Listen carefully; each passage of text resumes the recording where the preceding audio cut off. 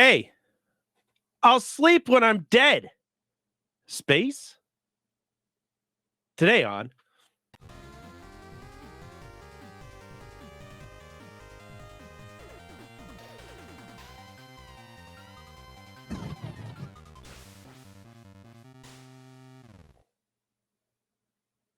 Hello and welcome in, everybody. My name is Chardmonk. The illustrious crew with me today is going to be two of my favorite people in this planet, at least. Yeah, he's sitting behind you, Sinistar. You point at get your bingo cards out because the guy I like's behind you. Sinistar, how are you doing today, my friend? Welcome. How are you?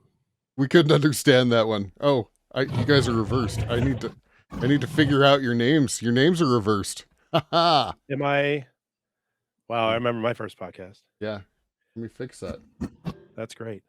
Okay. And Chard, how are you today? I guess that's me. Wolf, how are you? How the hell are you?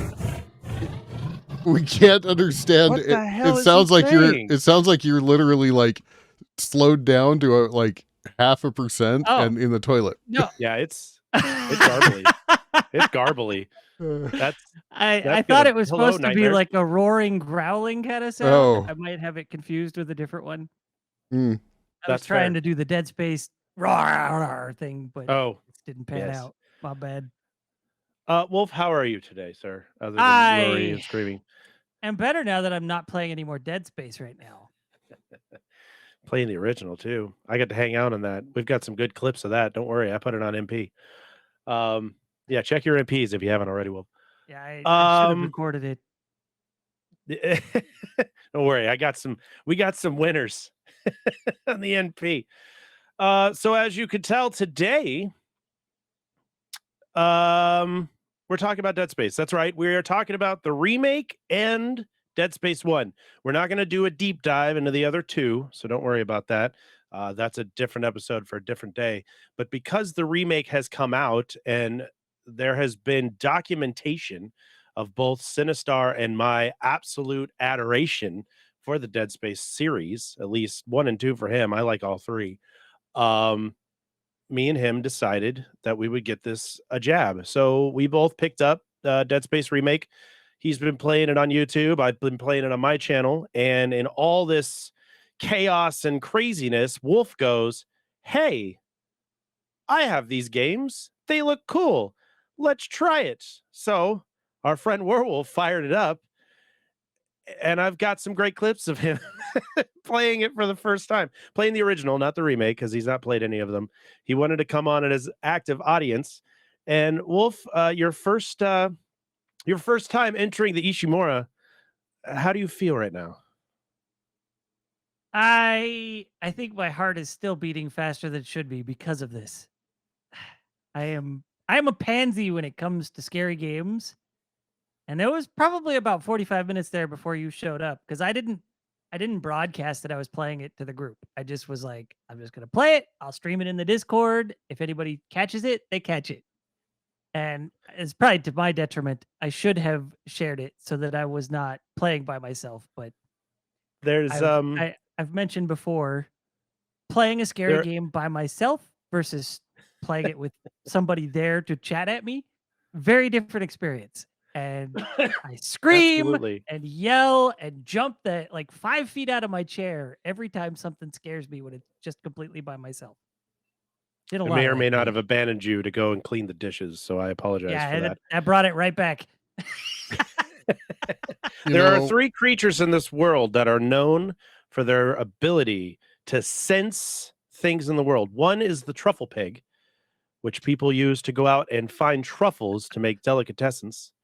The next and far more lovely is Sinistress and her ability to hunt out people playing Visage. Well, let me tell you guys, I also have a sixth sense, and that is the tingling of anyone playing Dead Space. And I'll tell you right now, my charty senses were burning as I was looking through Discord, and I saw Wolf's little name sitting there playing something, and I went, "Is he doing it?" And sure as shit, that dude was playing Dead Space. So I sat in there. No, it's not herpes. It is Dead Space, is what it is. Far worse. Would probably want to have herpes over Dead Space. Sorry, you. Sorry. Well, isn't the affliction that all the creatures have in Dead Space herpes? It's like space herpes, right? It's more like chlamydia because it messes with your brain too, and Oh. we know that's a fact. That's a medical fact. Or it's Really crabs glad we're getting into this because hot they look take. like crab people. Could be crabs. Yeah. Crab people taste like crab, look like look people. like people. Sorry, South Park. So let's go round robin here a little bit, and I know we're gonna ask Wolf because it's still fresh, and as he said, you know, his heart's beating out of his chest. But initial impressions of what you think about how Dead Space. Think about control. Think about, you know, heads up layout. Think about all the stuff that you would look at going, this is really cool design, or God, I freaking hate this stuff. Tell me what you think. Let's do a deep dive into this. All right. Okay. Oh, go ahead. There's Go ahead, Wolf. nothing I hate about the game. There were adjustments. I wanted to play with a mouse and keyboard, but the lag on my mouse was stupid. And I was about to walk away, and I messaged the guys, and Sinistar suggested controller. So I went with controller, and that made the game playable. However, as many people know, when you're playing a shooter, controller is not always the most ideal method. But I mean, I guess this is how pretty much everybody is. Most everybody has probably played this game so in this way. I mean, Yeah. so it's not that bad. You probably understand the tribulations of doing such a thing. So adjusting to how the camera movement works and how his name's Isaac, right? Yes. Isaac Clarke. Isaac Clarke? Mr. Clarke. Okay. Yes. So the way Isaac moves around is not exactly how I expected. Mm-hmm. So he's a little floatier than I'd like, especially when it comes to walking sideways. But as I was playing, I stopped running into walls or getting caught on things and actually going the direction I wanted him to go. So there were there's issues sometimes with the game conveying information a little later than they introduce something. Right. So Mhm. I found out about stomping well after I had first seen those green boxes that you could stomp and find things in. They also didn't tell me that you could find things in those boxes at all. I just kind of figured it out. So that was a nice thing. The game definitely does not hold your hand. That's for sure. No. And that's okay because it's a survival horror. Where I'm at, I'm just past the beginning of chapter 3. So I don't know how many chapters there are. I'm sure I'll find out maybe tonight because I don't expect you guys to hold back spoilers for my sake. I'm still going to play through the game. So We'll if keep spoilers come up, not a big deal. we were Sinistar and I both discussed that we didn't want it to be like a spoiler heavy. It was going to be more or less a comparison between the two, like what we liked Okay. about the first one. And there may be some drops in there, but Yeah. we're not going to be like, this is the end. Because honestly, I haven't finished the remake. I'm close to I'm 2 chapters away from the end. And I know Sinistar is still pretty deep. And I don't want to ruin anything for his experience in the remake because there are some changes to the game. But we're going to do kind of a surface scan of the game to kind of dig what we liked about it, stuff that I saw you play. So you're not going to be like, oh, I didn't know about that. So it'll be like, you know, zero G experiences and some of the quality of life changes, and also some deep diving into more of the storyline that we saw today. So Sinistar. Yeah. I was going to say, is it my turn? Yes, it is, sir. Okay. So, you know, going back, I streamed this probably before I kind of knew either of you. This was a couple of years ago, probably 3 years ago, actually. I streamed this and I streamed 2. And first impressions, I'm with you 100%, Wolf, that you don't realize the boxes are what they are until, you know, the game tells you, hey, you can break these open. I think I accidentally shot one at some point and I was like, hey, there's stuff in there. So I was sitting there shooting them over and over and over again. And then it's like, hey, here's the stomp mechanism. Oh my gosh, it's a stomp mechanism. So the reason it was a Scareder Day stream, as Sinsters points out, because I used to do Scary Saturdays or Scareder Days. So when I did because I have the comparison of the original and some of the remake. When I got into the remake, it was funny. I saw those boxes and I was like, oh, what the fuck is my stomp button? Like, I was looking for the stomp button and I couldn't remember what it was, so I just shot the box. I'm like, I just need this stuff out of it. And then, I figured out, oh, it's just spacebar. Okay.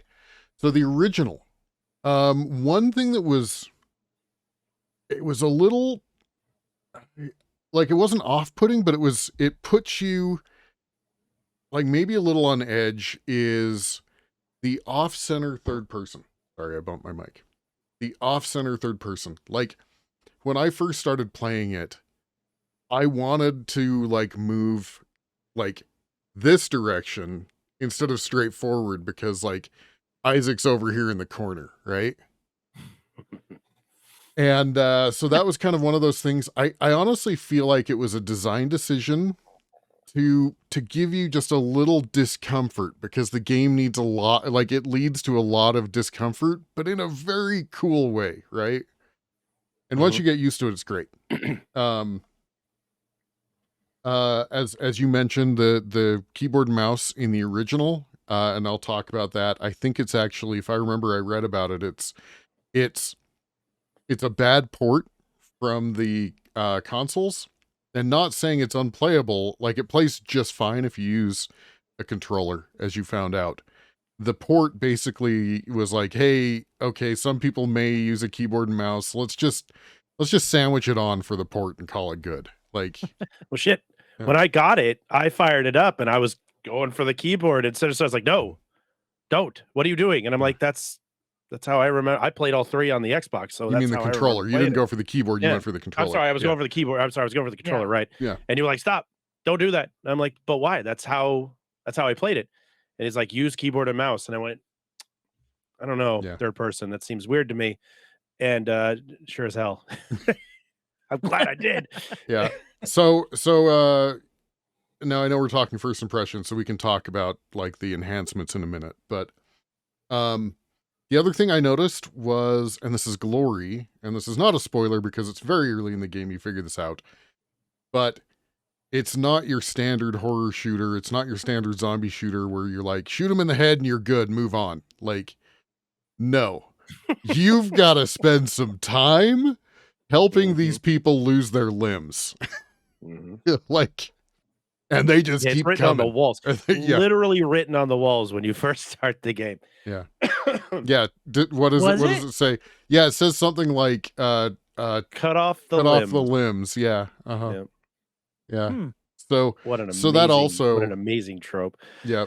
Anyway, so those were my first impressions with the first one. Also, it's very much, now it's not as bad as like original Resident Evils with like the ammo starvation, but it's ammo starvation. Like, there's a lot of ammo starvation in that game. There is a trick to that, and I've told you guys. I think I told Sinistar that. I don't know if I told Wolf that. I won't spoil it. I have not had this problem yet. I would like to clarify real quick. I have found myself flooded with ammo for the first three plasma chapters? cutter. The first weapon. Mm-hmm. Yeah, I mean, in the first two chapters, like I have so much plasma cutter ammo that I had to put it away. Now I discovered the trick. Well, just wait. When you get the other weapons, that's when the starvation mode starts. Yep. Yeah. Keep that in mind. Well, I haven't purchased any of the other weapons yet. I've found blueprints for some, but I haven't purchased them yet. I just upgraded the plasma cutter to make it better. Holy crap, it's better. Was that how it worked in the first one? Was you purchased your weapon?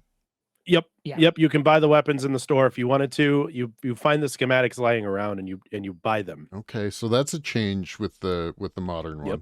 Okay. That's another quality of life change into the game, actually. What, a little bit, and a little not, because you can instead of the blueprint. Yeah, but they just to dive a little bit into the weeds. The difference there is you get the weapon, but the blueprints that you get for the weapon unlock the progress tree for the weapon. Right. like the Oh. the enhancements for the weapon. There's actually we'll dive into the weeds a little bit. There's actually 3 like upgradable things for each weapon in the remake. So while you're wandering around, you will stumble across it'll be like somebody dying, giving you the plasma cutter or not the plasma cutter, but the pulse rifle or the flamethrower will be like on a shelf that you'd pick it up. And then as you're going into some uncharted areas or you backtrack into something else, you will open up something and it'll have a schematic for or an attachment or something Mhm. that it goes go to a workbench and this will upgrade your weapon and you put it in and it'll expand the tree and it actually gives you other secondary skills on certain weapons that aren't in the original remake or Right. are not on the Huh. original Dead Space. Interesting. It's very cool.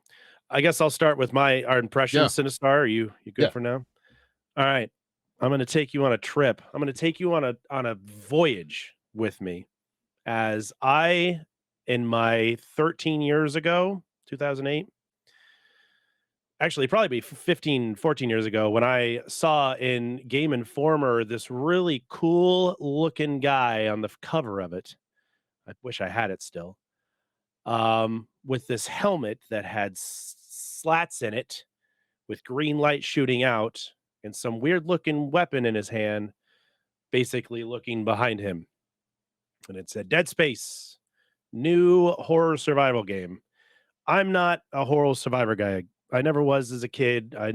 Was not as an adult. I played a little bit of Resident Evil. I did love Silent Hill. I thought that was great. Obviously, that's super horror survival, but I didn't like what I do now. I did not do back then at all. Um, but I thought this was a really cool design. So I go deep diving and reading into this game and how it's coming together. And everything about the design of the game, the off-centered Isaac, the life on the back, the ammo on the gun, Mhm. all your accoutrement are on your character is all designed to give you total immersion into a third-person horror game. The thought of that, and I'm not saying this is the first company or first game to have done something along those lines, but I'll tell you what, this is the first company that did it very well. Now I know Resident Evil doesn't have a lot of stuff, but you still have to click over to your item screen and you have to go back and forth to see how your life is and all that other stuff. And I thought that was absolutely tedious. And one of the Right. reasons why when I was younger I didn't play through it. So I'm watching this game get developed. It's coming out. It's got a lot of hype. I buy it on 360. Was it 360? Yes. I bought it on 360. I bring it home. I fire it up. You got a dude sitting in a chair. 2 people are talking. This guy's saying nothing.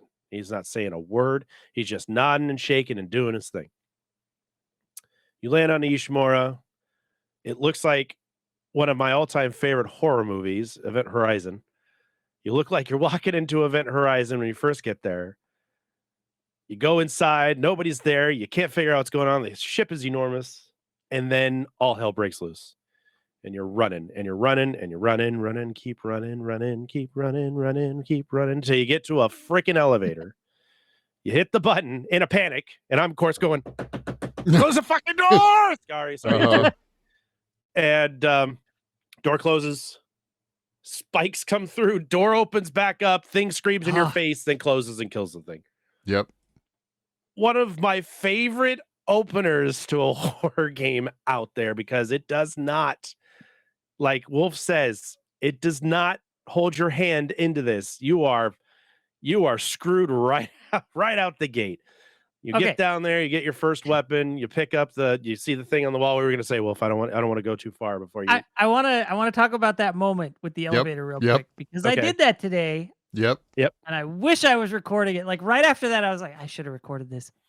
So you get that moment where you're getting chased down, left turn, right turn, left turn, right turn, many hallways, right? Just getting chased by this thing. I've You just get got to to see it go. for a I've just got to second, go. But you have no way to fight it. So you're like, you have nothing. ah, crap, I gotta go. You Mhm. start hauling ass down the hallway, awkwardly turning because the controls are still weird to you Yeah. at that point. Yep. It caught up to me at one point and slashed into Isaac's back. And I was like, Mhm. well, now what? And so Mhm. I just he lets me go and I keep going and I get into the elevator. I was like, okay. I see the button. I'm like, hit the button. Elevator closes as it's like peeking in and gets spat out, right? Uh-huh. I'm like, okay, elevator's not moving. Now what? And then it bursts into the elevator. Like, holy crap, what? Uh-huh. And then it gets smushed. And I was like, okay. Uh-huh. Yep. Yeah, I like that the Way to elevator set the stage. I like that the elevator is basically says try harder, try again. Essentially. And to kind of mix the two together, I mean, you go down, you get your first weapon, right? And we'll go into deeper detail about that. But we're gonna do the reverse round robin now, and I'm gonna explain my initial walk into the Ishimura on Remake. So, silent protagonist. When I've been watching, when they said they were gonna make a remake, I said the same thing everybody else said. Why? Why are they gonna remake this? It's not that old. I mean, it's old, but it's not that old. 2008. Still holds up great. This, like, Sinistar, when he streamed it, this was my first, like, I'm gonna be a Twitch streamer. Wow. Sorry, YouTube. I'm gonna be a Twitch streamer. Yeah. Get your bingo cards out. Get your hot tub out and your bikini. He's becoming yeah, a Twitch streamer. I'm gonna give Amaroth a run for her money. Yeah. So fuck. So where was I? So when I wanted to be a full-time streamer, or not a full-time, but I wanted to make this a serious thing, I said, you know what, we're gonna play Dead Space 1 through 3. We're gonna do the whole trilogy. And it had been a while since I played it back then. So and I've played it twice since then on stream because I love the series so much. And I was like, why are they doing this? They don't need to do this. And then they're saying stuff like, well, now Isaac's going to talk. They're going to get a voice actor for it. I'm like, but I like the silent protagonist because he doesn't say anything in the first one. He doesn't talk until 2 and 3. And I didn't think it was weird in 2 and 3. I was like, okay, that's fine. He can have conversations. It's the new thing. In 2, it made sense. There's a reason in 2 that he had to vocalize. Yeah. Right.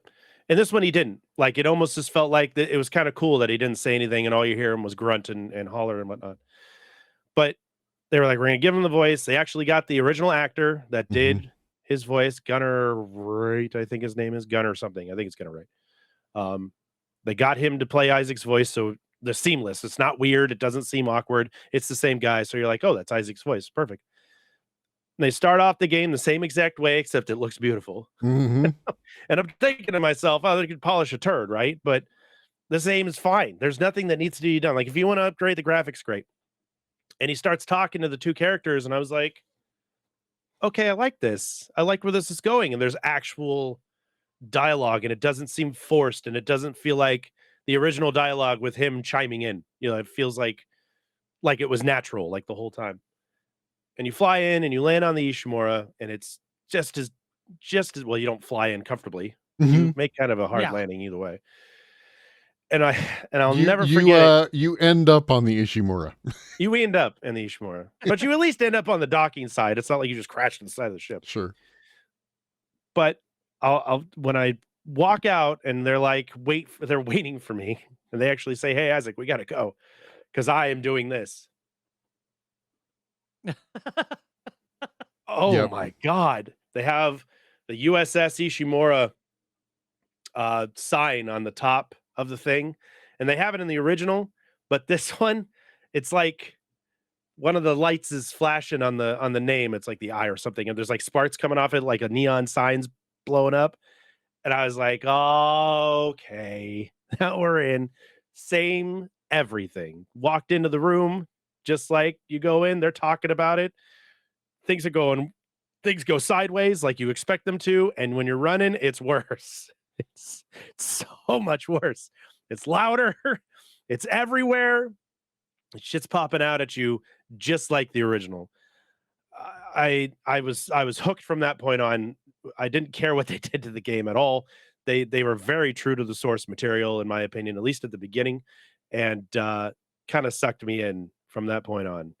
Sinistar, how did you feel about your first bout into the remake? Now I know, Wolf, you haven't played it, you've just seen it, which you are absolutely. If you want to chime in on any of this stuff, please feel free.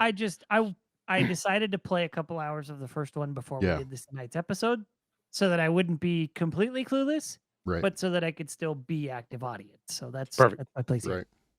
Yeah. So obviously the the beauty of it was up front and in your face. And when I say beautiful, it's horrible. It's horrible and it's gross and it's disturbing and it's, you know, a wreck. It's a train wreck, and all of those things are beautiful when you put them together, you know, in the way that they did. I too noticed the Ishimura sign with the flashing, you know, with the like, it. Like It's so I dumb, too was but I almost love it like so much. aim my camera up and just kind of stare at it for a few minutes and like, one thing that for me, which is interesting that you had a little bit of a different experience than I did. For me, because I remember a lot of the early game of Dead Space because I actually played it before I played it on stream. I played the beginning of it probably a couple times. And so it's really interesting when Isaac started talking. In my brain, I was like, who's that? Who's talking?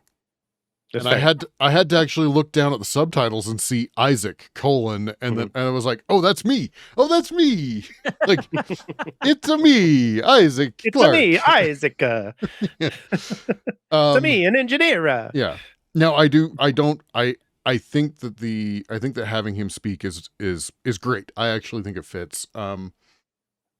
I had forgotten that initial run to the fucking elevator as quick as you can and close the door. And so I did that in the remake, and I was like, oh wow. This is a thing. This is wow. Like, and by the way, we just may have dropped some frames. So hopefully we're okay. It looks like we're okay on here. Okay. So yeah, I had forgotten that. And so yeah, it was visceral for me again because like the elevator gets ripped open again and I'm like, what do? I have no weapons, you know. What else? As I've watched through your playthrough, and I know we're giving initial impressions, but right off the bat, like the first time you see Zero G, I'm like, oh, thank God. Thank God they fixed Zero G. Yeah. Because Zero G in the original, in the first one, now they fixed it in the second one, but in the first one was one of my biggest gripes with that game. Very janky, very clunky. Yeah. Luckily, Wolf went to an area that had that, and we were talking about it while he was playing it, so he can now he gets how bad it really was to start out because it happens pretty early on in the game if I remember it. Yeah, it was. I went off on a sort of side branch, but it was still somewhere you're allowed to go at that point, obviously. Yeah. And you know, if you're an explorer, then you're gonna find it. And it was this big, weird, I don't know, like football shaped kind of room. Yeah. It was very much the first time. As soon as I jumped off onto another wall, I was just like, my words to Chard were, "Oh, I think Turok has some competition," because I was not in the Turok episode because I didn't play enough of Turok because that game gave me motion sickness. Right. Yep. Really quick, Dead Space came close. I want to interject. Chat confirms that we did drop. Okay. I am recording this locally, so if it's too bad, we will re-upload this video in completion. And of course, the audio will be complete as well, just for those that are concerned. Anyway, sorry. We have backup plans. We always have. We have the technology. The Zero G motion, I hate the camera bob. There's no camera bob normally, but once you're in Zero G, all of a sudden the camera's all, whoa. That's because he's doing the. It's like, the oh, bouncy ride, Isaac's so it's been trying to make drinking you somewhere in between that last room and here. Yep. And it's kind of a bad time, but it does get easier to deal with as you progress. I will say that. Because I got to the second room that does it. Yeah, put down the bottle, Isaac. Let's go. Yeah. I will and then I challenge you to take on 6 enemies and a giant boss while having to navigate Zero G in a huge cylindrical room. Yeah. Well, and for me, you know, to skip forward a little bit ahead, you did this one yesterday on your stream, I think, but there's an asteroid that's locked into position, and there are these big Oh yeah. swinging Yep. like arms that have spikes on them. And in the original, you had, because of the jank factor, you had to jump onto the asteroid in 0G, and then you have to go outside into zero atmosphere and jump onto the hole. And those arms clobbered me so many fucking times. Yeah. So many times. And then, like, you're also dealing with that plus enemies at the same, yeah. Yep. So Death by game. There's definitely death by jank. Was Yeah. quite apparent in the initial one, and I didn't even know you could slow those down. So when I did it, I've always played that without slowing them you down. didn't use the stasis. No, I didn't know. So I Okay. had no idea you could use stasis on those He things. didn't Spoiler. know. He didn't know. He didn't know. I didn't know. I had no idea. Let's talk about some of the quality of life changes since Yeah. we're kind of on that feel right now. There's been some changes that were throughout the game between the second and the third. Well, between the first and the second, actually, to be more accurate, where 0G turned into a lot more fun attribute. And somebody thought, you know what we should do? We should allow Isaac the freedom to move in 0G instead of being tethered to whatever surfaces are around him. And in 2, they basically gave him jet booties and a jetpack kind of thing that kind of attached to his suit. He has Icarus, heel wings, but they're just jets on his boots. Yeah. I thought it was massive flatulence. I was wrong. They're jet boots. But wow. So you could fly around. So they made these other maps and stuff and these other like challenges within 2 and 3 that allowed you to basically fly from point A to point B. You can go really fast. You can, slow down. It's just like running and walking, but it does get a little tilty at certain spots when you're out there. And I find myself going, oh, okay. Let's straighten out. Mm-hmm. Let's get that jetpack and kind of get ourselves straight, because you don't know which end is up or down in certain aspects. And they took all that jank, that 0G jank out and put that in. Now, initially, as Sinister talked about it, there's a lot of jank death in the first Dead Space because of that, which added to the challenge of the game itself. They've added these jetpack scenes now in the same exact areas as before, and it has made it absolutely spectacular. And it's not, I was like, this is going to be kind of easier now because like super easy, but they added another aspect to it where they made things a little bit bigger. So you had to go further to get to them. Because before it was just, you had to remember, so sorry, you had to jump. Uh-huh. Okay, there he is. Okay, he made it. You're like, oh my God, get to the other side, for God's sakes. Yes. So, they took that away and now you can fly from back to forth and you can quick dodge things that are coming at you. Those big scorpion tail dudes that love to mess around with you in 0G. Those are their favorite places to be. Yep. Those guys were a nightmare. Yeah, the and crawlers. They have now become quite a bit easier to handle amongst those 0G areas. Yeah. But still a challenge. They added like some extra enemies in those areas and a little bit more shooters so that it's, it's not like, oh, this is super easy now.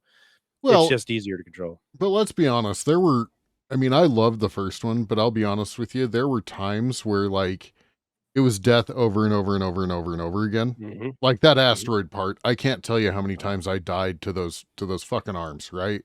Like I'm on the asteroid, I'm about to jump and I'm done. Like Smack. just And you're stressed, like your butt's puckering. You're like, go, we gotta run. But there's like I didn't bounce off of it, but there were points where I was like, okay, controller's going against the wall. Like, Yep. And I haven't felt that with the remake, which is I think is beneficial. I don't think reducing the quantity of deaths, you still feel challenged. But it doesn't feel like it's the game killing you. Like it feels like, there's challenge in the process instead of just like, hey, look, I landed on it. My timing was poor, so the arm just kills me. Like, Right. Yeah. And we died to that yesterday because I was like, oh, the timing is off. And that was my fault. It wasn't, there wasn't any jank to it. I just was like, oh shit, I thought I did it fast enough. I didn't. Right. So there's still definitely some inherent challenge inside of that. The camera stays put. The camera stays put in 0G, which is huge. Yeah.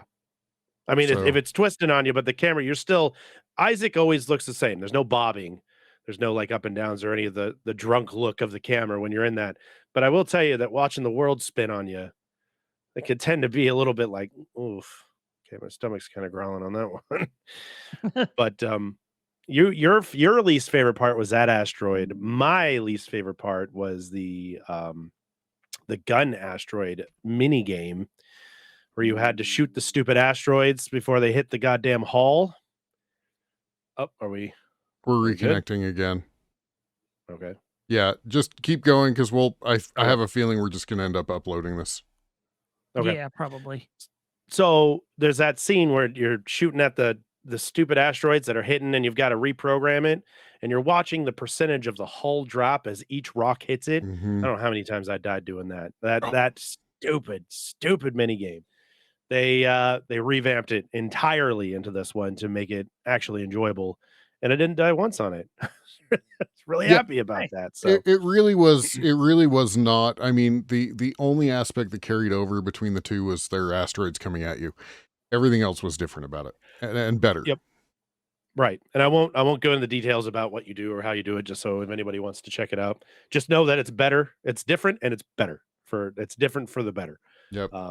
And you actually utilize that twice in the game so far that I was like, oh good, they reintroduced this part of the game. I thought that was a really cool addition that they added to it. So but I'm trying to think of, I mean, there's plenty to talk about. Obviously the graphics are absolutely stunning. There's a lot deeper context between, your girlfriend slash wife, Nicole, and there's a lot of side missions and stuff that are attached into that as well. As you walk around the Ishimura, they're having you like learn more about her things and her Yeah. issue and what she was dealing with while they were there. Which not to, I mean, I don't think it's a spoiler, but that does lead into 2. Right, Like, exactly. I think Mhm. what it does is it, like you said, I was talking to Wolf about it today, that the way they did Dead Space could have easily just been Dead Space. They wouldn't have had to do anything. You would have been like, oh, cool. Okay. They left it open in enough that you could be like, well, I hope they make a second one. This was really neat. Or if they were just like, well, we're done making these. Oh, okay, that's fine. They ended good enough. But now because of the other two, they've added this extra layer. And like Sinistar says, it basically guides you into the second series, which is fantastic Yeah. on how her whole aspect and their relationship actually plays a huge role in what's going on in Dead Space 2. That now you're like, oh, okay, that makes so much more sense why that is the way that is. So um I don't think there's a lot left out to go into the other two. I just think this one solidifies the whole storyline between running into them. Yeah. So I have a list of the biggest changes here. Yeah. We've talked about zero gravity. You mentioned side missions. There are more side missions. In fact, there are side missions. Yeah, there were. Yeah. It talks about the interconnectivity between the There's no areas load of the screen. ships. Yeah. So that's actually, I would like to talk about that a little bit. I felt like that was pretty innovative in the first one because the technology at the time, we had spinning hard drives. There was no SSDs there. In fact, when we played it on the consoles, it was on DVD. Like we're talking like slow. And so instead of being just a regular, hey, I'm going to go to a loading screen and you're going to like just stare at a loading screen, it actually gave you I actually didn't realize it was loading screens until A, I thought about it, and B, I read about it. Elevators and trains were the loading screens. Like, hey, I'm riding an elevator, and the game in the background is loading the next area, right? Or I'm riding the train. So, while there are train trips in the remake, the entirety is cohesive. So there are areas that you can like basically in the original, and this isn't really a spoiler, but there's essentially use the train to travel between the chapters. Like chapters the over, jump tram on jump on the tram. Yeah, I've done that Sometimes, twice. Mhm. And chapter 1 ended on the Yep. tram. Chapter Yep. 2 ended on the tram. Yeah. It always felt like when you ended a chapter in the original, you were going to the train, and you're like, "Oh, okay." Like you'll get to a point where like, "Oh, Yeah. I made it to the tram. Yeah. That's going to be the next area." Yeah. Okay. So the train or the tram is still there. but it's much more like, sure, the train or tram may be a chapter gap, but it also may just be a way to like, hey, I just need to go back to the original area or something, right? I mean, Yep. it's much less this, and this comes back to side missions, because there are side missions that make you go back to the original areas. So anyway. Right. And remember you were looking, Wolf, there was some of the red lockers that were in there in the Yeah. original, and you were asking me about that. In this one, you have to get security clearance cards to unlock some of those lockers. So when you get up to them, it'll say like level 2 clearance, level 3 clearance. So you can't Oh, open them right away. So in this one, interesting. you can backtrack and go find there's doors that are locked down that you can get into now, and they want you to explore the ship. Dead Space 1, the original, is very linear. Feels very linear, runs very linear, but it's not so linear that it's like a hallway. It doesn't feel like that to me. I always felt like No, I was going back and forth to things. but So I even if I it was linear, yeah, go ahead. I will say I've noticed a lot of circling around in Mhm. the original. And that's Yeah. just 2 chapters in, I've noticed a lot of circling around. So Yeah. while it doesn't necessarily feel linear, if you're paying attention to where you're going and coming back to, while it still doesn't necessarily feel linear and look linear, you can see just how linear it is when you actually watch like the loops on the map Yeah. come right back. Like I had one that was basically telling me I needed to be on the other side of a door, but I had to take this path through the map that went all over the place and came back. And I was Yep. like, "Oh, okay." Right. And Yeah. then you can open it up and the tram's right outside. You're like, I could have Yeah. just walked in at any point. That would have been great. I think that if I remember right, and I think I've seen this in the remake, that each area kind of does have a central point, and you kind of keep moving. Like it's almost like a spoke system where you like go out and do a thing and come Mhm. back, and go out and do a thing and come back, and yeah. So, and I actually like that. I think that's great. I think it actually adds cohesion. As you said, it's not a hallway simulator, right? Right. So, I I mean, the mean, fact that they you're in say that it's hallways. linear, I mean, you are in hallways, right? It might as well be a hallway somewhere, but I mean, they say that it is linear, but it never felt that way to me. And even now, more so, it definitely doesn't because we were bebopping around somewhere, and I was like, oh, we got to go all the way back down to hydroponics and go look at something because that's part of one of the Yeah. side quests that we were running. And and to Sinister's point, you could take the tram back and forth. It's not a loading thing now; it's just a transportation. But you could probably walk from one area all the way down to hydroponics. I believe if things are unlocked, you can go down there and poke your head in there, poke Probably. either end of the ship. But you can even walk down in the tram area. But I think some of it starts getting blocked off the further you get. But when you get to a new area, you unlock the pad to get the tram to come to you. So you can't go in the tram until you go in and unlock the loading pad, I guess is what you would call it for people pad. And then the tram shows up and it's like tram now available, and then Mhm. you could bebop around wherever you want to on that. Um, but I like the fact that they didn't force, but for people that have played this before, like Sinstar and myself, and we've both played this fairly religiously, it gave us a new aspect, a new reason to come back, and a new reason to look into stuff. And I've completely missed like everything. Mhm. Like there's stuff on there. I'm in what chapter 10 right now, and I'm sure there's a bunch of crap that I've still missed that's out there we can go back and explore because I don't remember where it's all at because there's Right. so much of it. But I mean, there was a new game. I don't remember if there was a new game plus in the original. I think there might have been. I don't recall if there was or not. I remember firing it back up immediately when I got done with it and playing it again. Um, but there is a new game plus in the remake, and there's actual stuff that you can't get in your first playthrough. You have to play new game plus to go get other things that are available to you. So I thought that was, oh, give me that aspect. Please let me come back to Ishimura. Yeah. What's up, So I Wolf? have a question. Does Yeah. EA still own this? Yes. I believe they did own this, but Motive did the rework. Yeah. But it's still under EA's umbrella, It is right? still under Mhm. EA's Okay. umbrella. Points for letting them do that. Usually stuff like that, especially with EA these days, Mhm. locked behind paywalls. Yep. Good job. Yes. Yes. It's nice to see that, Honestly, like, because I mean, it is a remake, so it right. should have like all the content that's in it.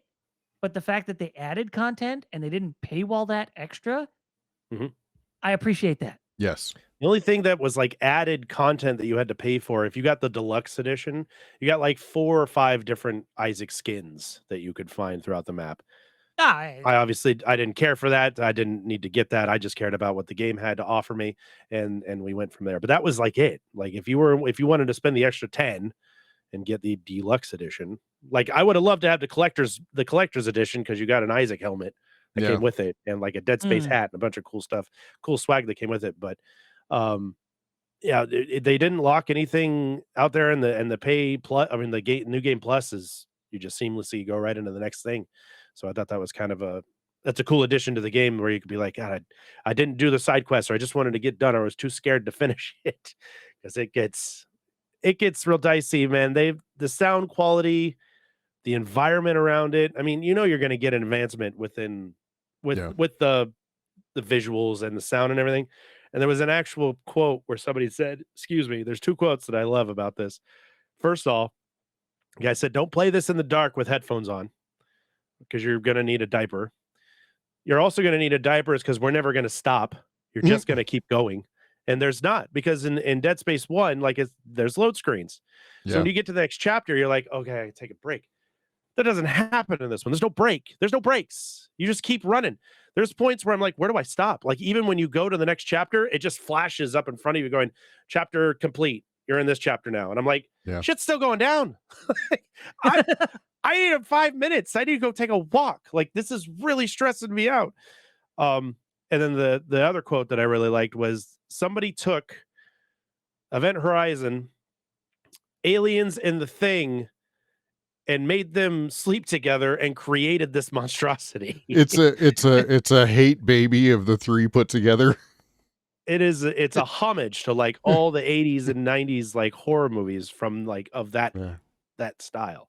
That's actually one of the observations I made while I was talking to Chard while he was watching me play, was that it felt like somewhere in between Metroid and Alien.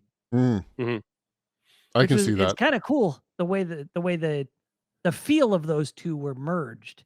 Especially if you look at like Metroid Prime. Right? Like yeah. So that's I like the design of the ship is definitely very Event Horizon. And then the creatures are very The Thing. Yeah. And I love both those. Those are 2 of my favorite horror movies that are out there. Especially latter half of the game, there's very much some Thing aspects, right? Absolutely. Yeah. Absolutely. So one thing that I absolutely adored, and I noticed early on was, in fact, it's at that elevator chase scene when the elevator doors try harder and try again. You get covered in the viscera and the blood, and in the remake, it looks so spectacular, like spectacularly bad, but so spectacular on his suit. And then it fades off. And I understand why it fades off, because if it just stayed on there, oh my God, at the end of the game, you would be able to see anything. You would just be a crusted husk of blood and viscera, right? Like, it'd be great if Isaac was like doing this like every single time, trying to wipe his freaking eyepiece. He's got a bottle of Visine that he's just squeezing into his face. Yeah. I like, there's a lot of scenes where there's conversation between the 2 or 3 people, because there's still people running around the ship that you're talking to, including, your girlfriend and whatnot. And he takes his helmet off for like kind of some of the quieter stuff to have the one-on-one conversations. And you'll notice Wolf, when he has like conversations with other people on the ship, it's very one-sided. There's a scene where one of the guys is talking to him and they're discussing whatever back and forth. And he looks at him and he goes, you don't look much like the talkative type. And I was like, done. I freaking love that shit. So having the interaction and having Isaac have emotion about the situation, because there's points of the game where it's just like, we just need to get the fuck off this thing. And they start dropping F-bombs and stuff, which I really appreciated, because it's more, whenever you see a game that they don't speak like I do, I guess, very aggressively about things, it feels forced and it feels fake to me. If I'm on that goddamn ship, I'm dropping F-bombs every other second, because that's how I feel. Good golly, let's go. Yeah, right. We need to leave as soon as humanly possible. No, we gotta fucking go, like now. Yeah, right. You brought up Yeah. That's Event actually- Horizon with one of my favorite bits in Event Horizon is Lawrence Fishburne saying, "That's it, we're leaving." Like just Right. And that's Okay. that's in line with the Silent Hill 2 movie, I think, where they Mhm. first see Pyramid Head with Sybil, and then it leaves, and she's just like, "What the fuck was that?" Yeah, You know? yeah. You get like more feeling out of that kind Like, of stuff. that's what it would be Mhm. like. Yes, right. You're Because no not one's gonna gonna be be PC in this shit. That's No gone one. now. We can go. You know, Yeah. Yeah. Yeah. No You're gonna one's have gonna be an PC outward. when something's chasing their asses and you have to blow it up with a ship engine. You know, you're not gonna be like, well, I'm glad that's over with. You're gonna be like, fuck. Gee, we made it, Yeah. guys. Exactly. Like- so Yeah. there's a lot of appreciation with a lot of everything that's built into this whole thing and all the along with the quality of life and just the deeper thought and the deeper experimentation into Isaac as a person. Yeah. I know that sounds so corny and cheesy, but it's really true because he's just an engineer, wrong place, wrong time kind of thing in the first one. But this one, you're like, there's a lot of connectivity going on between, what brought him to this space, why his girlfriend's out there, what they're dealing with, and all the shit that happened in before. And we're getting to some pretty deep type shit Yeah. because we're getting closer to the end of the game. Yeah. I won't spoil any of it, but it's like we watched it today and I was like, okay, there it Yeah. is. There's all the connectivities. Everything's starting to come around and now I get it. And it's extremely well done. Like I can't say that enough. One more thing about his suit, coming back to his suit. Mhm. And this is another one of those. It's not even quality of life. It's just an enhancement. When That you go frostbite out, engine, maybe. yeah, when you go out into the no atmosphere area, if you Mhm. spend long enough in no atmosphere and you come back into atmosphere, the frost fades off of his suit. Yep. Like He gets just all shiny. uh-huh. It's cool. It's cool. Yeah. Yep. That frostbite engine is working freaking overtime on that. Yeah. Incredible stuff. Excuse me. Another thing that's called out that you may be able to speak of in this list is health items are rarer in the remake.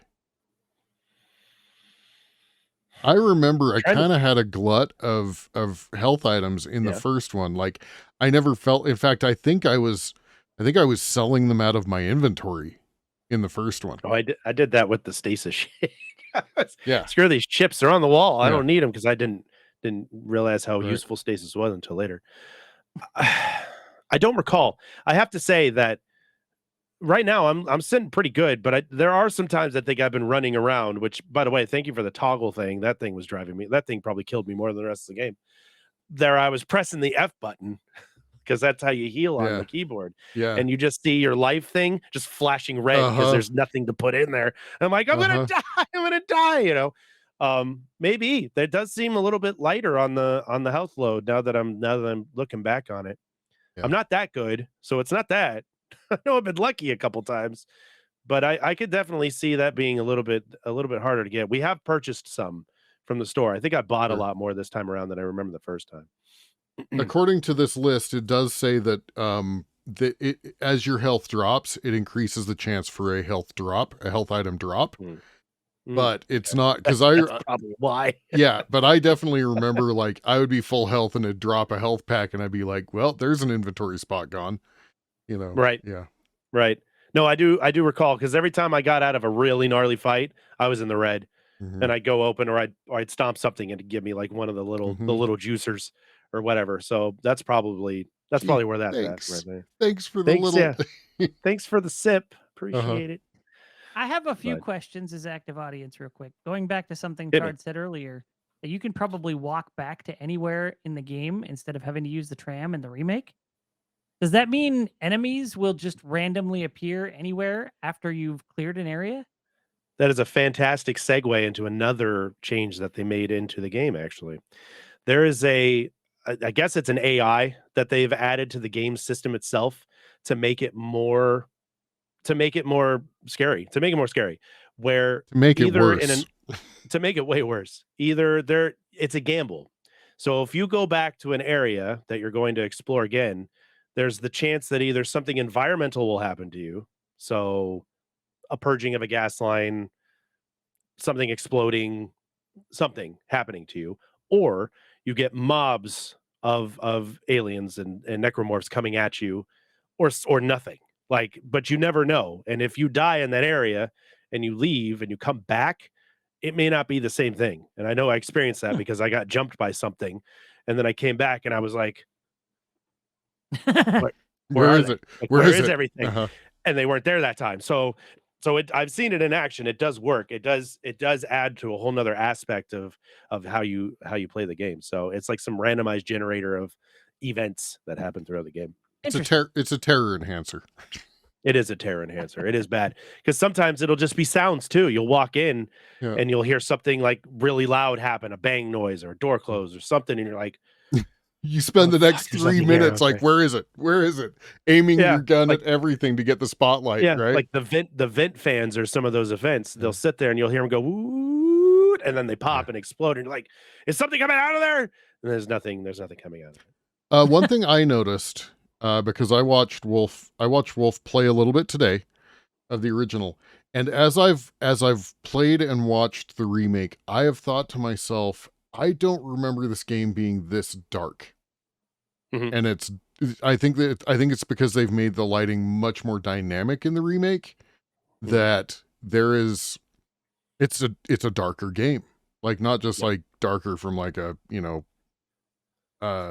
scary aspect, but like the lighting is much more directed and much less general. So like you have areas that, like, Wolf is like, I walked into a room and the light was down. I'm like, that's every room in the remake. Yeah, So- you're right. Yeah, no, they definitely. I know that they added that aspect into the remake to again make it more suspenseful and more terrorizing. On top of that, they added those puzzle rooms where, Wolf, remember when you were walking around, you're like, oh, I can use nodes to open these doors, right? Yeah. They took that out of remake because I hated that was an aspect. I mean, I I didn't. despise hate Oh, that's it, but good. I They despise took that out, and instead they add some kind of puzzle essentially to open these doors up. And what they'll have is they'll have circuit boards on the wall, and you'll see red lines that lead somewhere, probably into a door you're trying to open. And when you go into the circuit board, it'll give you 2 or 3 choices of things you can do. One of them is open the door, but if you open the door, turns off the lights. Or you keep the lights on, it leaves the door locked. Like, you have to make a decision on, do you want to go and deal with Oh, that with whatever interesting. you're dealing with, or like, are you brave enough to go deal with that? I'm just good to leave that room. It's fine. I don't need anything that's I in like there. my lights. We're good. But I'm of course, guessing there's this gonna is be a some kind of one-time upgrade or access. something. Once you've No. completed it once, you cannot. No. Oh, you can alter it. So you Yep, can. you can, and unlock then you it. can turn the lights back on or close the door. But Well, if you want to Okay. go back in there, you can turn it off Yeah. and do it again. But it's Okay. it's an either. You can't, like, the power. You don't have enough power to have both lights Yeah. and doors. Yeah, it's an either or. That's a cool change though. It's a cool aspect. Yeah. It adds to the immersion. It adds to the experience. That's a nice change. I like the fact that you don't have to spend upgrade materials to open a door that Mhm. won't necessarily be worth the cost of that upgrade material. Because Yeah. if you have to use a node to open a door, you know that that's 10,000 credits to get in that door, period. Right. Right. And if you go in that door and you don't find 10,000 credits worth of stuff, you're kind of sour about it. Yeah. Yeah. And I didn't think about this while I was playing earlier, but now that I know this, I'm going to start thinking that way, and I'm going to be Mhm. pissed when the door screws me. Great. You know? I just ruined it for you. My bad. Yeah. But that was one of the other quality of life attachments that they put into the game, was so that you could save your upgrade material for actual upgrading, as opposed to, Especially- maybe I gamble and go in and there's something good in there. Oh, And especially since it's got the nodes, does it still have the node system? yes. Yes. Yes. So Yes. you can just like have to have nodes that don't do anything to get to one that does something. Right. That's frustrating to me. Yeah, I remember, I swear that there was a room that I opened with a node in the original, and I swear I got a stasis pack, and I was so pissed. I was so pissed.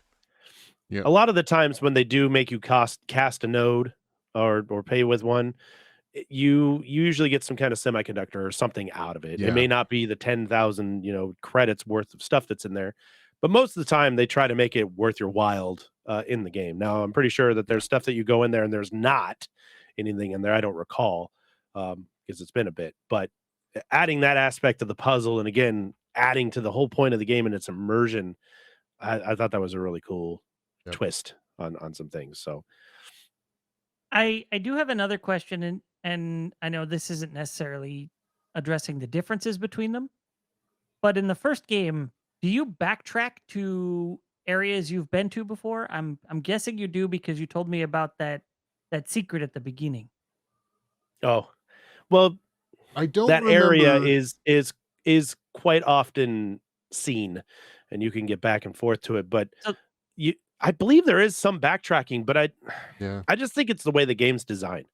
okay, Like, because what do you going to think, Spencer? chapter at the end of chapter 1, you get on the tram and it sends you straight to chapter 2. Now you're Yes. in intensive care unit area, right? Mhm, And mhm. then after that, you go back on the tram. You don't get a choice to where to go. Now you're just in the next area. Oh, Right. yeah, from that standpoint, I think later chapters do take you back to Backtrack through areas, it. but it's Okay, so it's that that it's that aspect of like, oh, I'm in chapter, I don't know, 7 or something. Oh, I've been here before, but things have changed, right? Or okay, there's a yeah, door because locked that you couldn't get to initially, and now it's unlocked, and so now you can progress through the area.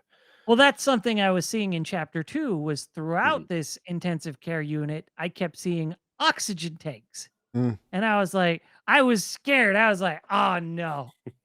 There's oxygen tanks here, there, over there. So I'm gonna have to be going through here soon without oxygen and having to figure stuff out as I go. This But this then the game is chapter ended. spectacular with So now I'm foreshadowing. like, okay, that's gonna be later. So now I can pretty much figure that's gonna suck when it finally does come around, but yeah. not yet.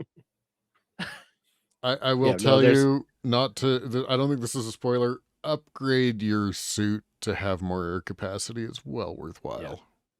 Okay. absolutely.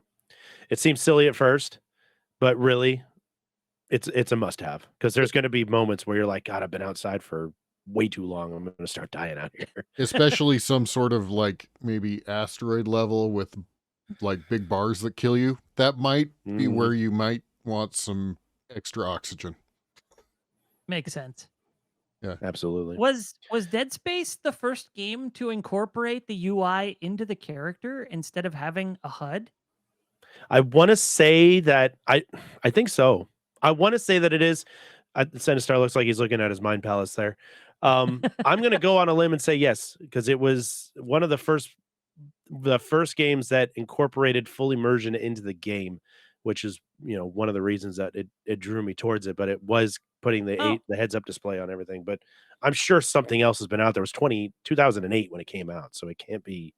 well, because there were Maybe it's just some games more that recognition. had no HUD, Mhm. like Resident Evil. Like you didn't see how your character was feeling, save Yeah, for, you had to pause it the every way time you they'd wanted to hold know if you were themselves dying and or not. the way they would hold themselves was what the indicator was there, but it's not super easy to read, how Mhm, much damage you've taken visually mhm. by how they're standing unless Chris or Jill is really hurt, right? Right. That otherwise you Grabbing the gotta arm. pause it and see, are you in the green? Are you in the yellow? Are you in the Right. orange? Are you in the red? How bad is it? I And hated then that. I even was never a then, fan of that that. was still pretty obscure as far as how much health you had, right? Right. And this one sort of combines it, and it's like, you know exactly how much health Isaac has. You don't have to pause it. You don't have to read his stance. You see it on his back. And I remember the first game I played like that was Ghostbusters, which came out a year later. Mhm. But even then, like, That's it's right there still a on the year it's on later. the It's all on proton the pack, Ecto right? Pack, yeah, Yep, the Proton yep. Pack, right. So So according to the Wikipedia article, it's not clear, but it does say the team push for innovation and realism, including removing HUD elements. So maybe it was. It because I mean, how definitely much Got it was. to ammo is in the pioneer towards gun it. is on the gun, Yeah, right? Right. yeah, How much Although, health is it he's got is on his back. How much right, charge is in the stasis? On his back. It's all right. just built yeah, into the character model, which is I cool. think the ammo in the gun might go to Halo. That's fair.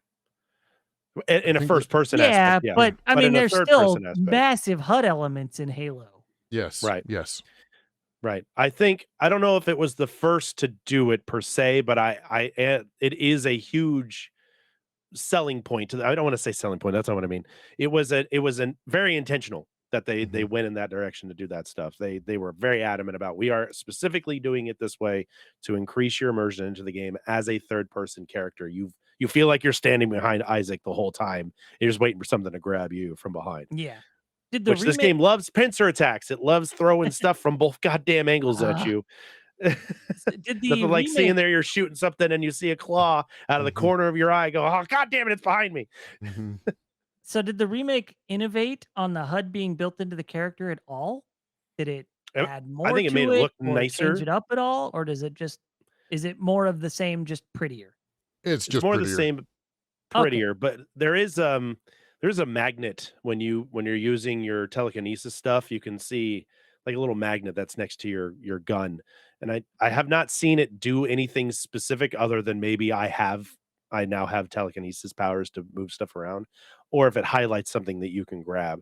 The initial game, if you wanted to grab something with telekinesis, you can grab pretty much anything in the original game. It wasn't specific, but it would have that little blue magnet Yeah. logo on like a big box, and you knew that that was something you can grab and pick up. So, yeah, I haven't noticed anything with the heads up being altered other than it just being more visceral and more and more beautiful to look at and easier to Okay. read.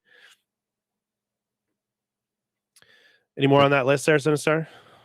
No, I was just looking through the Wikipedia article. So, no, I think we've covered most of it. Yeah, without getting too much in the weeds. Yeah. I don't without spoiling anything, which this is not what this episode is intended to.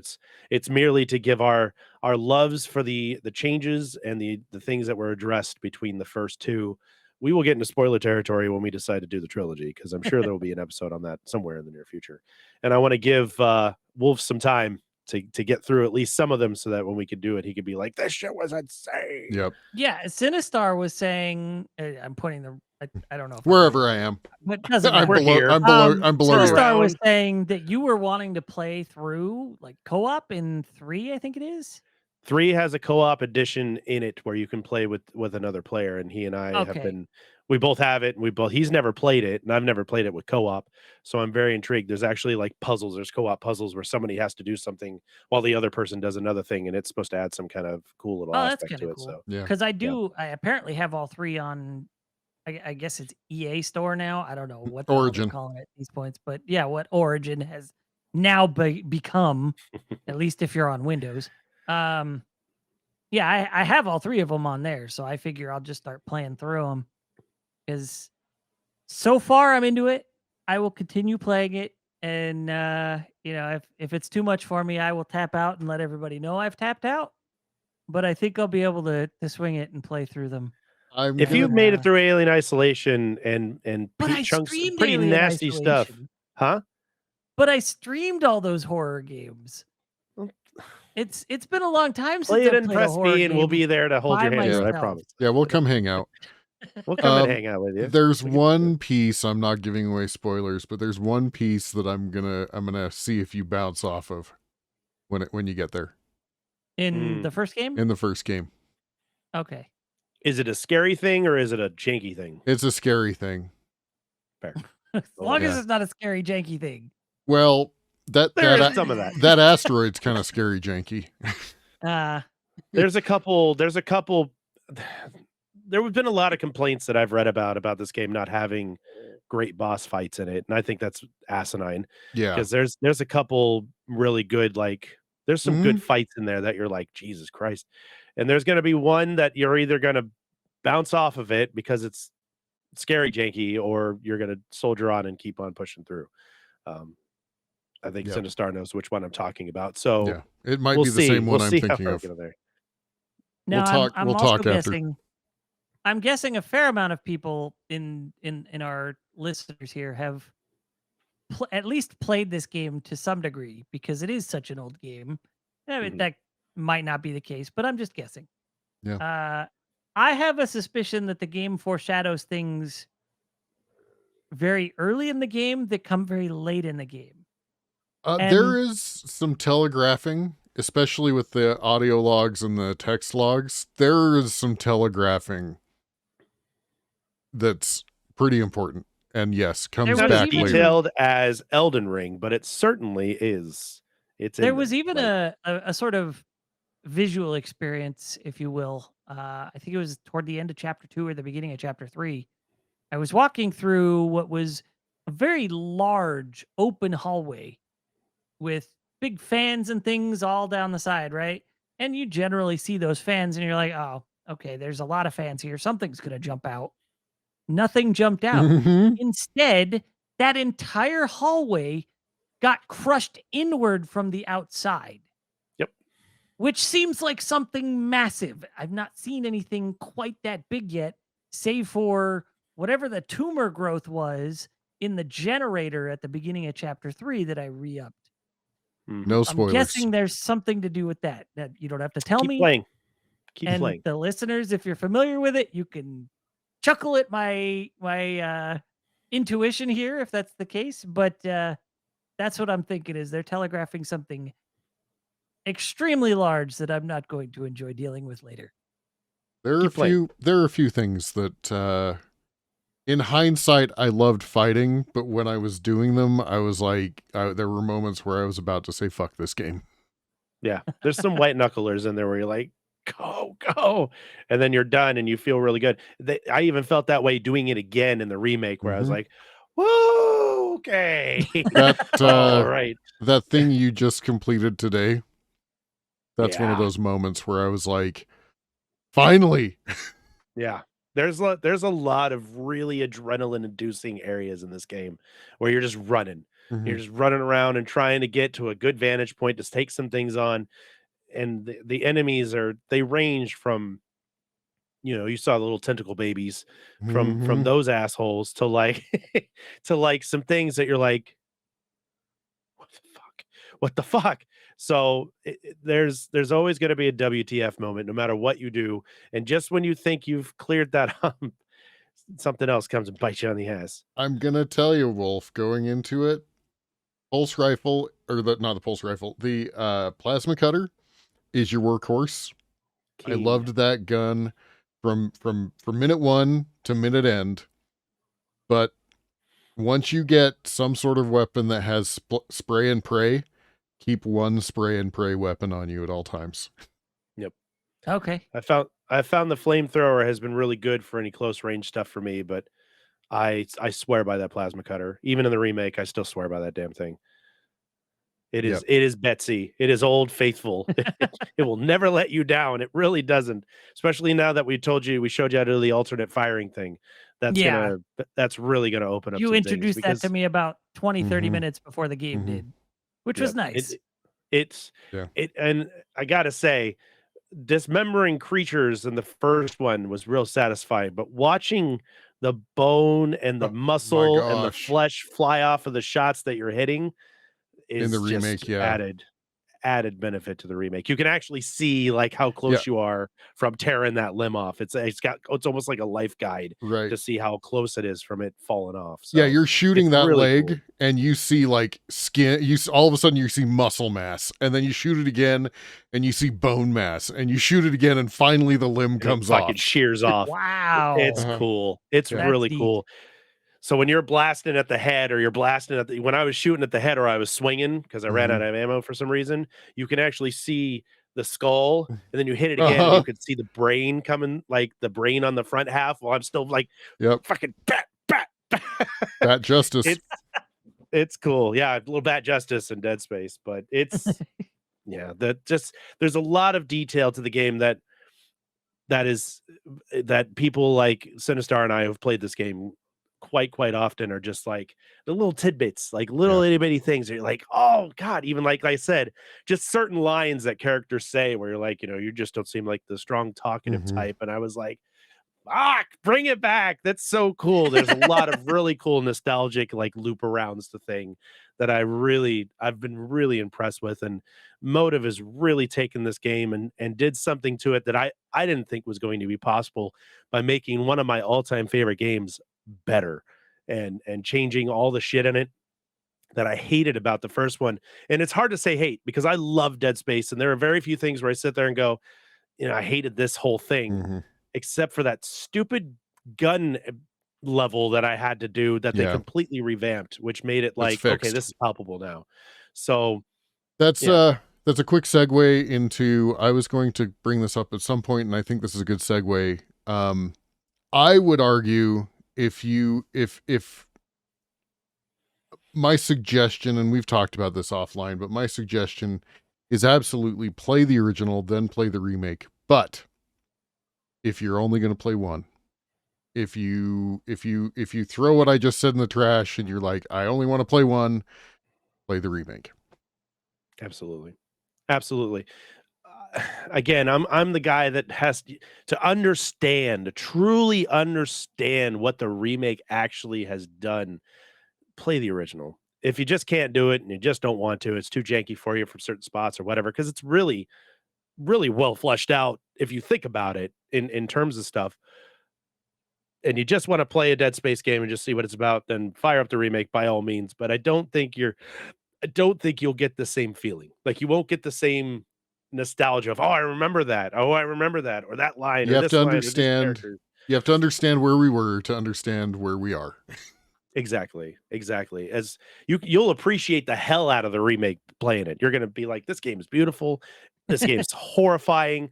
It plays so great. It's smooth." There's not been I mean, I've had issues, but it's only with streaming it. When I don't stream it, it plays seamlessly with no Right. problems. But to really, really appreciate it, sit down and play the chapters in Dead Space original, the first one, and then go back and play the remake. You don't even have to play 2 and 3 if you don't want to. You can 2 is great. 2 is fantastic. 3 is very polarizing. I like 3, but not a lot of people do. But it's still a Dead Space game, and I still love all the aspects and things about it. But if you're just like, I just need to play something new that's fun and scary, fire it up. But I think you're really Circus Charlie, you get out of here with that garbage. God damn Can it. Way we to ruin an episode, Jake. You're not even here. ban God damn him? it. Can we ban Can we him? please Circus? Acts.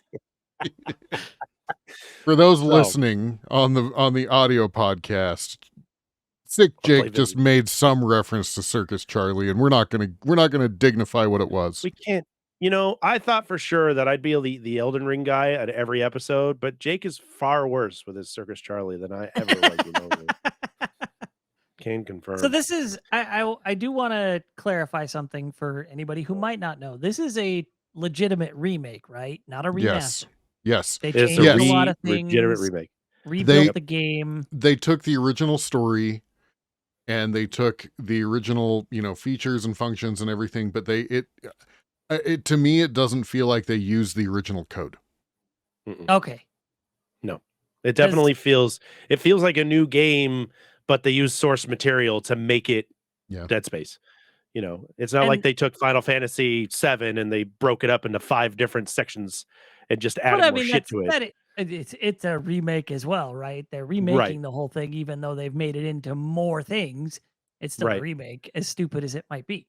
But Right. But they in this took they were case, unlike Final Fantasy 7, they were true to the entire source material of this game and just they basically took a chocolate chip cookie and put freaking marshmallow cream all over it or some shit. Like what and like sprinkles and stuff. They were like, "We're going to give you the same thing that you love to eat because I'm a big chocolate chip cookie fan and we're going to add raspberry jam and other shit we're going to put a donut on top of it or something. We're going to make it even better."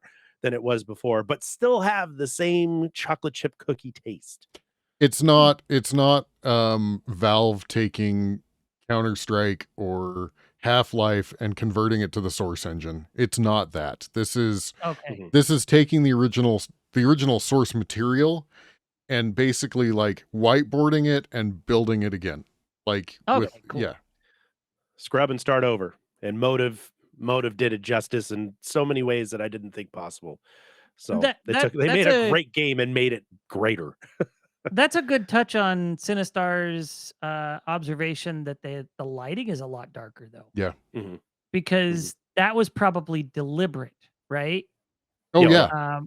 Because you look at in some cases, like you look at Last of Us Part 1, which is kind of somewhere between a remake and a remaster of the original because Mhm. it's just Last of Us 1 and Last of Us 2's engine, right? I think that's pretty much what it is. And so they've updated the models and the artwork and everything, but it didn't get the same sort of love as a remake usually gets from the dev team because it's still just get it out, right? Yep. So Right. the art design is completely changed even though the gameplay experience is largely the same. And so you see a lot of areas in Last of Us Part 1 where the lighting is drastically changed, sometimes much lighter than the original, sometimes much darker than the original, and a lot of times much more colorful than the original, which kind of does away with what they were going for in the Mhm. original. Mhm. And it works in the second one because there's so much greenery. In the first one, it's weird, right? Yeah. And Right. so with this, at least it got the full team rework. And so any of the lighting changes, and I love when Sinistar pointed it out. It was like he mentioned it and I turned a corner and then there were massive floodlights just pointed down the hallway at me. I was like, what timing, man? That's funny. No, I will say that the changes that they made feel deliberate in that somebody actually thought it through and said, this is like they looked at the 0G from, from part 2 and they're like, this was better. This should be in Mhm. the first one. Like this really is what they wanted with 0G, so we're going to make that the 0G for number 1, right? Yeah. You know. The not using nodes to open doors. That feels deliberate as a change, right? Yeah. The unlocking of weapons, that's a change we didn't really talk about, but you pick up a weapon instead of just getting the schematic and having to go buy it. You pick up the weapon, but now the schematics unlock the progression tree on the upgrades. So, Mhm. yeah, everything feels like a deliberate choice to, like, it feels like they were like, okay, there are janky areas that are probably, hard because of the jank. Let's fix that and let's make it hard because of the gameplay. Yep. Yeah. Yeah. Yep. Uh-huh. Or make it That's more actually frightening. the thing you guys mentioned about finding a weapon instead of finding the blueprint. Mhm. That would be much less irksome as well Mhm. because when I find a blueprint, I what year is it, right? Why does this piece of data take up an entire inventory slot? Right. Right? Right. Yeah, I have So the fact 2008, that it was definitely an inventory spot, but 2023, yeah, different like ballgame. I have a terabyte in this much space. Like, why is this Right. taking up an inventory slot, right? Like, Right. Right. right. It's an So Isaac's pocket. it's literally data. It should just be like, okay, I have that for when I get back to the store. Why right. does it take up Right. a slot and prevent me from carrying more ammo or healing items or Mhm. whatever? But if Well, it's an actual weapon taking an inventory slot, okay, I get that. Plus, now it's not clogging up your inventory with something that's essentially kind of useless for the time being. Instead, it's Mhm. at least a gun that probably came with a little ammo, you know? yes. Right. The attachments that come with the weapons actually do take up inventory space as well before you get to a store. So you had or a bench. You don't if you have it in the store, it doesn't matter. That's fair. Like I Right. get Because that. it's an actual part. It's an actual Right. thing that you attach to But it. just a blueprint, this is not taking up a ton of space in my pocket. I'm sorry, no. But what if it's in a giant tablet? My tablet's over there. I'd be like, but what if it's this big fucking thing? Because all schematics are on tablets these days, right? Especially in Yeah. what Look, 23. here's my schematic for my 3D printer. Exactly. Right. But and I think it's when you were talking about the coloring of the Last of Us whole deal. Dead Space is a gray, brown, gritty, dark, and dirty game, Mhm. and they kept And it that way. Last They of Us kept 1 very much was as well. right, Yeah. and they kept it that way. But I think they made like Isaac's life coloring, the green coloring, pop a little more. But it was just so that it's easier to see and easier to kind of measure. See, The that's game fair though. still right, and but it didn't take. It's not taken away. There's been nothing that's been like, why am I in this Technicolor hell? Like, what is this about? There's actually like you do this gravity basketball game that's kind of a fun Mhm. little mini game that you could play, and it's a little colorful in the area, but it's a basketball game. It's supposed to be like stupid and fun. So they added to that, but as I'm still walking through, it's still dark and it's still horrifying and grotesque throughout the entire thing. And the fleshier pieces are much more fleshier than they were in the original. And the viscera on your suit is much more visceral. Yeah, because visceral it's nature of it the game is actually there. happens in the original. You don't get to see a ton of it because you almost never see Isaac front first, right? Mhm. Yeah. But when I upgraded to the level 2 suit, I had just killed something, and as Isaac's climbing into that chamber, he turns around and I saw just like blood and guts splattered across his chest. And then his suit was upgraded and he came out and his chest was clean. I was like, okay, cool. Mhm. There's Yeah. something that I didn't notice because of how, and you say the game's not that dark, but because of how dark the game is and because of Isaac's angle, you don't get to see a whole lot of blood splattered all over him Yeah. because what blood splatter there is facing away from the camera. Right. It's a lost detail on the player, unfortunately. And let's remember that Isaac is not a fighter. He's a freaking engineer. He was there to fix the problem. Yeah, they And they didn't. point that out. And I like how they point a lot of that out in the new one where they're like he was like I didn't sign on to pay for this stuff and the guy answers back, "Yeah, you were also didn't sign on to dismember alien bodies, but here we are," like nut up or shut up kind of stuff. It's really cool to realize, Isaac's just an engineer. He's Yep. just some guy with a degree that's come to go fix a stupid ship, and he's put in this horrible situation, and it's really cool. It's just really cool to just like this guy stepped up to the fucking plate. That's actually an interesting question that I didn't think about because the game just it does such a good job of painting the picture at the beginning of the game. You don't ask a lot of questions about Isaac, right? Mhm. And so they don't give you a whole lot of details. Like the first thing you're done that happens in the original game is you're dropped in, you're in the ship, looking right over Isaac's shoulder, watching Dude and Kendra. I don't remember the dude's name. Mhm. Hammond. The Hammond. So you're watching Hammond and Kendra sort of argue and bicker about what the course of action should be at this point, right? Mhm. And so I'm already not really thinking about Isaac. He's just there. And then I'm so focused on them that finally all shit hits the fan and you crash. And then two dudes pop up out of chairs from the front. I was like, where did they come from? I didn't The even security see detail. them. Yeah. And Yep. then we all come walking out and they're like, Isaac, let's go. Okay. I don't even think about the fact that Isaac's an engineer and not Yep. a soldier Right. or warrior. But here's a good question. Is Isaac in the military or is he like just a private contractor? Just a Because dude. they didn't Just a really say dude. that.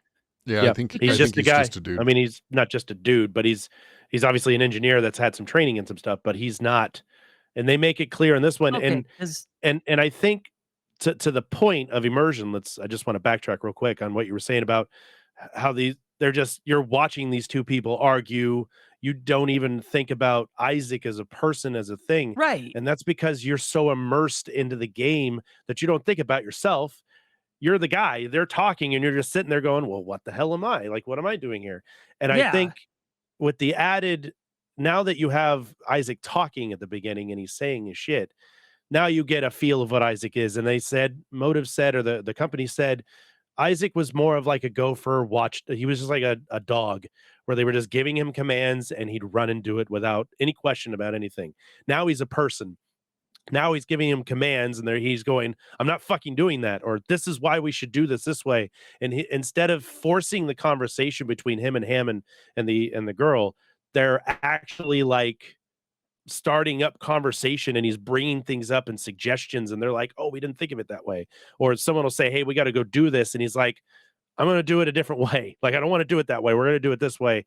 And you're like, okay, this guy's got a soul. He's got feelings. He's got Yeah, and that's ideas a and dreams and shit. massive tonal change to the game, right? Mhm. Because Yeah. for me, I was presuming that Isaac was military because they're talking about like there seems to be a chain of command. They're talking about how like they're on the USS or USG something, and this is the Ishimaru or Ishimura. Ishimura. Ishimura. Yeah. They call it the USS Ishimura or USG. I don't Mhm. remember what term it was. USG but Ishimura. yeah, the USG Ishimura, and we're on the USG whatever it's called. And the fact that he just takes what people say And he's like, all right, I'm gonna go do that. You don't really question it. It leads Mhm. more to the idea that, okay, he's military member. That's what I was thinking. So that's I part of could the see that. reason I didn't really question any of that. Mhm. Because, like a good little soldier, you do as you're told, right? Even Mhm. if I never really thought about, okay, he's just an engineer. He's not supposed to be doing this. This isn't his job description. He wasn't trained for this. My thought is, oh, he has this skill set and this knowledge set, both because he's in the military. That's how I was seeing it. And then that makes sense. But they dive in, they deep dive that a lot in the remake where you're like, why is he here? Why did he come on this mission? Who they're all working for, in this whole thing. And he's just like trying to get up there to fix the ship that his girlfriend works on, which is pretty much the whole thing. Like it went dark. We're gonna go check it out. There should be Yeah. no reason. And if there's like space pirates or some bullshit, they have security detail. But there's only the four of them, and three of Yeah. them have guns. And the girl is just a computer engineer. She's not a military either. And he's just like the mechanical engineer to be like, I'm gonna go fix they were like, we need to go fix the array and get communications back up and running. And he's like, okay, I'll go deal with the mechanical part. She's like, okay, I'll go play with the computer stuff. And then all hell breaks loose. And that's when everything starts to fall apart. And you're like, oh shit, okay, this guy's he's a survivor. And now you know why, because he's explaining Yeah. it as he goes through the game. So that's a cool change too in my eyes. Like I would love to see that after I play the original. I Mhm. would love to see that unfold and give Isaac more depth as a character instead of just being a paper cutout for the player to fill the shoes of. Yeah, perfect. Awesome. Well, we hope we got you guys excited to play both the original and the new one. And I think our love has shown through on this episode as to why we appreciate it so damn much. And Um, and and I mean, number 2 was my favorite, but after playing the remake, it's a toss-up, you know? it's hard. You know me and like remakes where I'm like, remakes cannot be nominated for anything. Yeah. I'm like, damn it. Why do I have to stick to my guns in this? Because I don't want to stick to my guns in Right. this one. I want to say that the remake is the game of the year for me right now. Yeah. But again, it is February. There's a lot of games that are still coming out. And it still may very, very well be. I may change my tune by the end of this year. But speaking of games and the end of Yeah. this year, Sinistar, is Yeah. there's something that the team is doing, and you seem to have a firmer grasp on it than I do. Sure. Well, basically, we as a team have come up with the idea that we want to kind of create the definitive press B to cancel. We're calling it our retro top 100. We're basically picking games from the beginning of games to probably 2005. We're basically saying 1965 to 2005.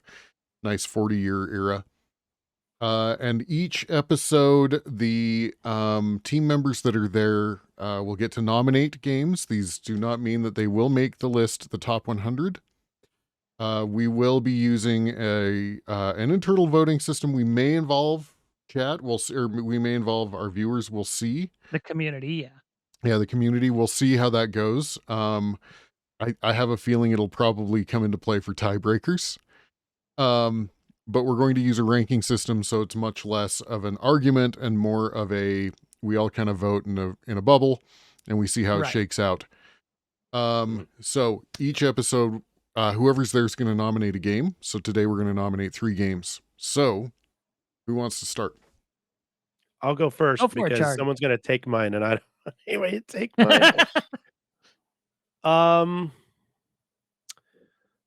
Yeah, I'm selecting Chrono Trigger as my first. I have to. Chrono Trigger is one of the best RPGs in the late 90s and mid 90s. I'm picking it because of its playability, its accessibility to people, made it super easy. It's got a wonderful storyline and memorable characters. Robo is one of the greatest characters of all time. Robo Fucking forever. Jake. Robo forever. That's an inside joke.